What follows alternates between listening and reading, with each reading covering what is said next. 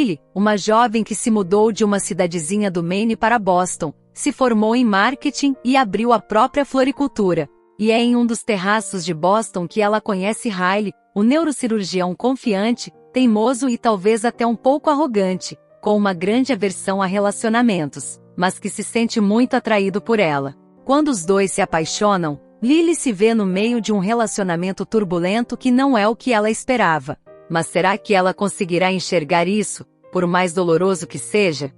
É assim que acaba uma narrativa poderosa sobre a força necessária para fazer as escolhas certas nas situações mais difíceis. Considerada a obra mais pessoal de Hoover, o livro aborda sem medo alguns tabus da sociedade para explorar a complexidade das relações tóxicas, e como o amor e o abuso muitas vezes coexistem em uma confusão de sentimentos.